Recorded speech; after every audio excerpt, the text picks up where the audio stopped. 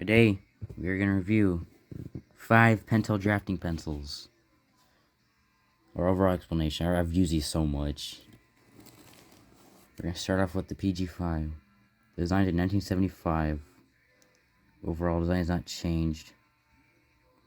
Originally, the PGX series came with 0.2, 0.3, 0.4, 0.5, which I have, and 0.7. 0.4 and 0.7 were discontinued in early 2000s. And then the 0.2 and 0.3, which is the PMG, were discontinued in the late 2010s. And this is the only lead size that's remaining from the line. Tapered grip, similar to the P205. The mechanisms are interchangeable, but it's like not recommended to because it won't fit well. Writes really well. I like the grip. It doesn't really slide off easy. Doesn't have an eraser. What it has inside, it has a needle for cleaning out broken pieces of lead that are inside here, and you jam it up a little pipe. Here's a lead dial. It's all the little lead grades you get. It goes up to 4H, which is actually crazy. I don't know who's using 4H, but I'm guessing this is a drafting pencil. Well, it is a drafting pencil, and I guess that was the popular lead at the time. Pentel Smash, designed in the late 80s. It was only sold in Japan, and now, I guess in the late 90s, they brought these to America. You can get them. Designed after dirt bikes, according to Pentel. You know, this looks like the front shock covers. Looks like the little tires. It's the grip. It's single long piece. The clicky part's actually built into here, not the tip. So lead dial. Go up to 4B and 2H. So I guess this is more for drawing. Also, these things have a tendency to crack, as you can see here. All of mine have cracked, even the special edition ones, like my gold one, it had actually broke. So yeah, don't over tighten the grips.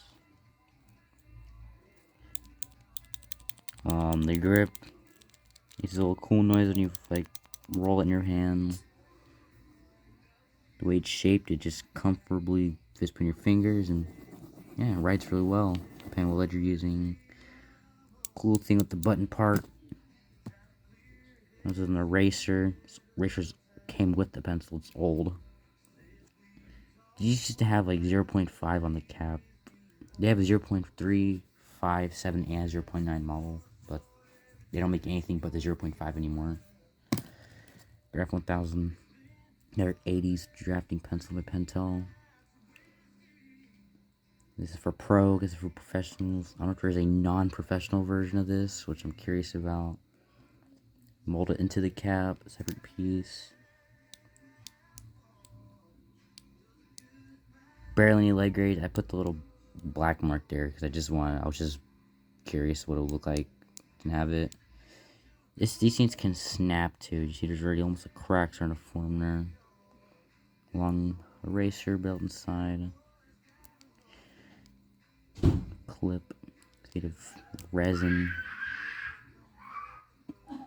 It's a really long grip. It scratched because kid in my 8th grade. I had it in 7th grade, this pencil. When I brought it to 8th grade and it was on the floor, my friend had a student and rolled it on the sandy floor and it scratched it. I don't care about the paint, but like, damn. Like the grip writes pretty smooth. Good pencil. Graph 500, or the Graphlet. These were originally called the Graph 500 by Pentel back in like the late 80s to 90s. And I guess they stopped doing it because, you know, to save on ink. Because Graph 500, it was still like where PG55 was at, but it would start from like here, and that's a lot of ink. I guess you want to save money. Cool little grip. Doesn't slip. There's a 0.5 on the cap, which I think could fucking focus on it. There you go. Cool design, has an eraser in it. Lead grades. The HB is almost gone because I used to only use HB, and I used this like the most during junior high school. This is a very old pencil from like 2000. These have a loud click when they're new, so I bought like a 0.3 and it was super loud. And last but not least, what everybody likes, the Graph 500. Designed in the 2000s. There's two variations of this one. In Japan, they have a full gray version with the more opaque like grip, and it has a lead gray here. But these ones, I call the American version, come in 0.3, which is brown, 05 in black, 07 dark blue, and 09 in gray. They also have an 05 in red, green, and yellow. That's for the Brazil version. One grip, good click.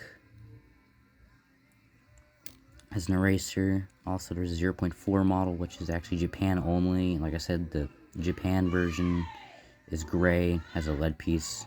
That right here. You can actually put the graphite thing here. Just this little div right here is actually what the lead thing goes for the graphite. Hold on. Take it apart.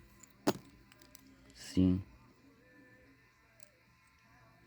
And yes, I can literally put the tip onto the Graphic 500. If you guys don't know that, it would probably still click too. But obviously 0.7 won't work. But yeah, it's a cool fact. Let me put this back together real quick. These bead leads. I need to get a new version of this pencil here. This one's so fucking old. Yeah. These pencils, I really love Pentel. It's been my go-to. One, because they're cheap, and they're high quality for their cheap, because it's Japan. I think it's one of Japan's, like, oldest pencil companies, like, with the top 10. This is the shortest. This is the longest. Also slimmest. I love the clip, but it usually slides off. I almost lost this one time because the clip like broke off, and I thought this dropped, but it was in my little binder. You know, old brass mechanism. Also, here's one I forgot to mention. I don't know if it's a drafting pencil because the little tip right here, it's not long enough. Sharp late 70s design. The really big ass eraser kit made of plastic. It's also really sturdy on it too. It does not say Japan anymore, which is confusing. The plastic chuck. I remember there was a version of the graphite of this right here, and it had this cone piece here, and the front was actually this part, and this part had like silver on it, which looked like this part on the cap. Fucking focus. Yeah, good pencil. I guess people choke on it, and there's like a hole in it. Yeah. Yeah, this is a Pentel review. Lazily review, I guess. Thanks for watching.